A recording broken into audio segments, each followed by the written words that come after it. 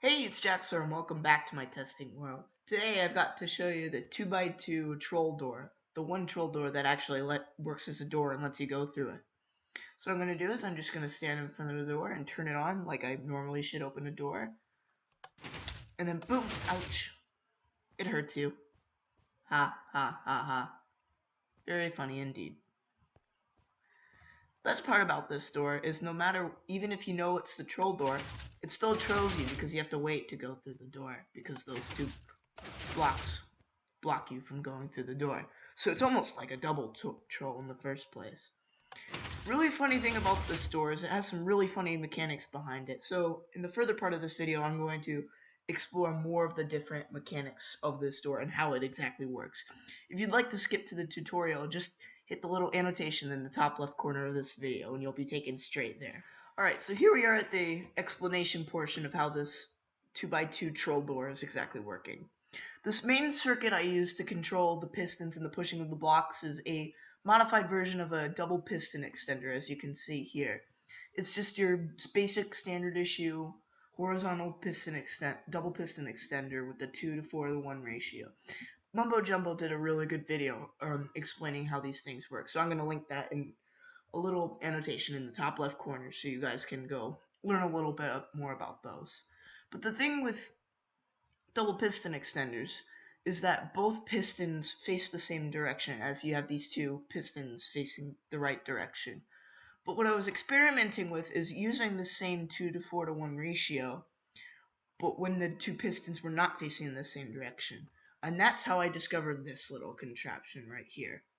So what I ended up doing is, instead of having this second piston with the fourth tick delay repeater, instead of it facing to the right, I had it facing up, and this creates this really crazy little circuit that I covered in another video. And if you've been watching my videos, like you should, then you'll know exactly what this is. I'll put a link to that video in the description. So let me turn on the circuit real quick. So basically what's happening is we've got this double extension here. So this piston pushes the next piston, which pushes this right block upward. And so this is what is the crusher mechanism. This is what is trolling you. This block right here. And then we have another block above. So it's basically giving you suffocation damage. So that's what's actually happening. But then what happens when we turn it off is it pulls that block back down. And then it lifts this block up here. This second block right here is the door part of the troll door. This is what keeps you from going through the hallway. Oh, dang it, I keep failing. This is what keeps you from going down the hallway. So just imagine this real quick. That is your door right here. So the reason this is behaving the way it is the way this whole double piston extender thing works. Holy smokes, what just happened? Okay, let's just ignore that. So let's go back to this double piston extender real quick. Okay, I'm just lagging a bit because of my recording software, which also happened in the last video, which is kind of hilarious. Okay, so what's actually happening here is this piston is okay. So again, I would recommend looking at Mumbo Jumbo's video on double piston extenders to understand how these work. So the basis of why this block right here is getting pulled up or down via the door is that once the circuit is fully done, there's just this tiny little signal that's going into this middle piston right here, which gives it a really short pulse, which can either push it up and leave it there and not pull it back down, or it can just pull it back down immediately. And that's exactly what's happening over here with this new version that I created. So what's happening is it fully finishes out like a normal double piston extender, and then there's a tiny little bit of pulse right here, which is just barely gives it enough time for the piston to push up, so it doesn't have time for the block to be pulled back down, so the block just stays up there. So that's kind of how we get the door mechanism going. And over here I just kind of have an illustration with the top double, or quote-unquote double piston extender up here. And these, for this example, the green wool blocks are the crushers and the blue wool blocks are the doors. Though that's probably obvious, but so when I flip the switch, you can see that these two green blocks come and crush whoever is unfortunate enough to stand in front of the door. And then when you let go of the lever, if you look very closely, there's just a tiny little bit of pulse that's pulling these two blocks, either up or down.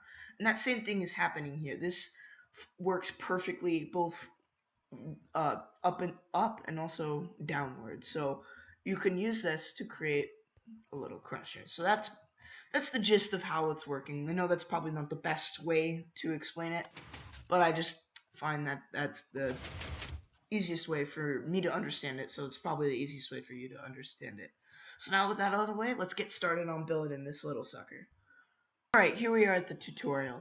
Inside this chest is everything you're going to need to build this 2x2 troll door. This does not include any building blocks that you will need, so keep that in mind when you're getting ready to build this thing. I did not include that in the count, because it may be different depending on your situation in your base. So let's get right into this. So you're going to want to start by making this little configuration right here. The sponge block will represent our 2x2 door. These are going to be the blocks that get pulled down. And then this white stain clay will represent either the camouflage blocks or the blocks that will be crushing the player. That is blocks that will troll the player.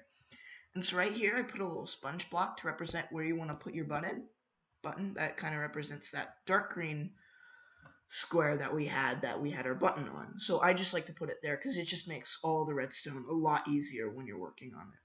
So then you're going to want to come under your door to start. And then you're going to go to your little 2x2 configuration of sponge, as I have it. And then what I like to do is, oh, I just destroyed my floor. I like to place one block down right here. And then I like to have, actually, you know what, that's not a very good idea. Let's do this. So you're going to have 2 blocks down below your sponge, or your 2x2 door. Then you're going to place a piston facing upward. So the gap between the 2x2 door and the piston is only 1 block. And then you're going to do another one right next to it, like that.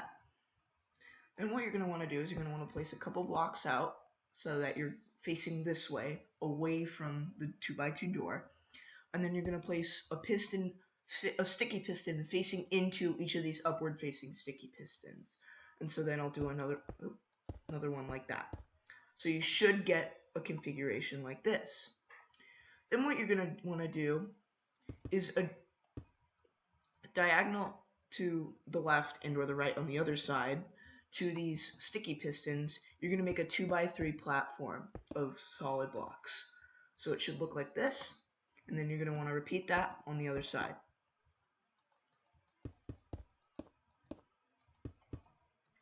Once you have this all set up, you're going to want to get your repeaters out.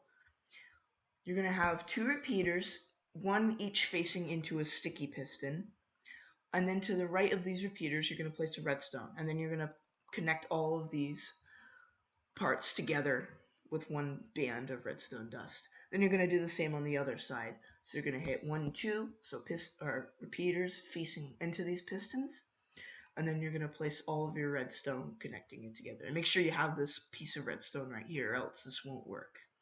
Then what you're going to want to do is you're going to get your blocks out. And then you're going to make a line of blocks that connects the edges of these 2x3 platforms together, and you're just going to line it with redstone. Now we need to get our repeaters correct. So for the sticky pistons facing into the other sticky piston, so this back line of sticky pistons right here, we're going to right click once on the repeater, so that sets it to a 2-tick delay. And then for the other repeater, we're going to right click it 3 times, so that gives us a 4-tick delay. And then we're going to do the same, but mirrored for the opposite side. So we're going to right click it once right here for a 2-tick delay, and then we're going to right click it 3 times for a 4-tick delay into this upward facing sticky piston. And then that should be the bottom right there. Now we're going to focus on the top part of this 2x2 door. So what we're going to do is we have already this one line of a 1x6 set of blocks that is right above this door right here. And from there we're going to place a 3x6 platform of blocks facing away from the door. So it should look something like this. Then what we're going to want to do is we're going to want to get the old sticky pistons back out, and then have 2 sticky pistons facing this way from the door. So actually we're facing towards the door. So that's actually kind of confusing, but oh well. Too late. Alright, so now that we've got these two in place, we're actually going to want to destroy these blocks real quick, just so it's easier. And then we're going to place 2 sticky pistons so that the back line that we just placed is facing into the sticky pistons, and then we have these 2 facing downwards towards these sponge blocks that I have right here. Again, they don't have to be sponge blocks, but I think they look better that way. And then you can just replace your blocks once you've done that. Then we're going to do the same configuration that we did earlier. So we're going to place 2 repeaters facing into the sticky pistons, and we'll repeat that for both sides. Oops. And then a redstone dust in this space right here to the facing this way from the door. Again, my directions are terrible. Make sure that you don't place redstone dust here. Do not do that. It will just get broken.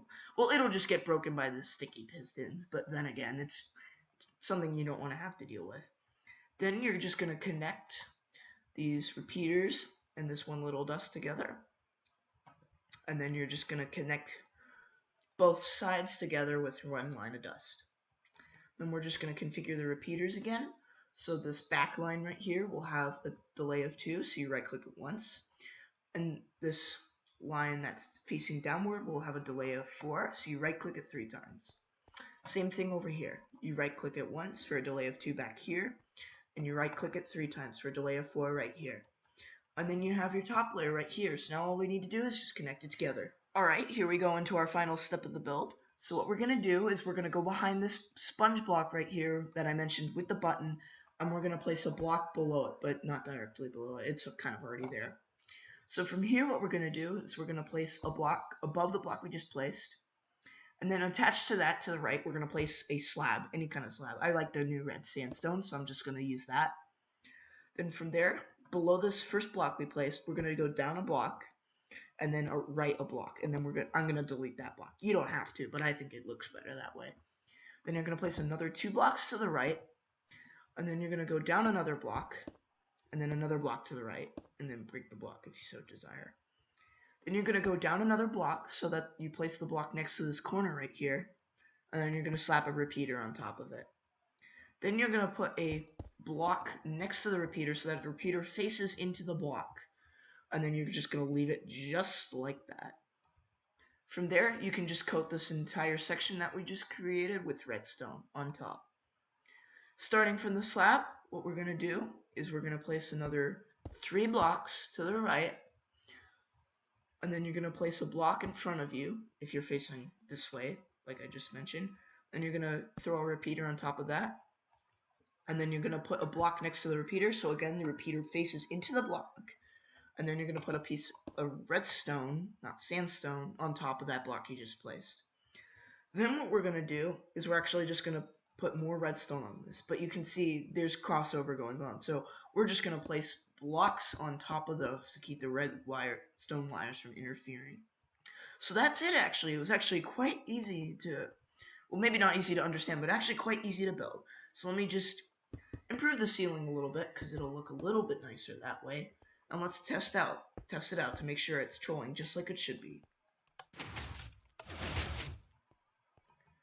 Well, it took me through the floor, which I did not expect it to do, but it did open it just like it should. So now that we know it's working, we can just add the rest of the hallway to it. And that'll be it. You have your 100% farm fresh 2x2 troll door. Thank you all for watching. I hope you really enjoyed this episode. If you'd like to keep up to date with all the new redstone creations, and maybe even future trolls that I'm creating, then hit that subscribe button. It would really mean a lot to me. Thank you all for watching, and take it easy.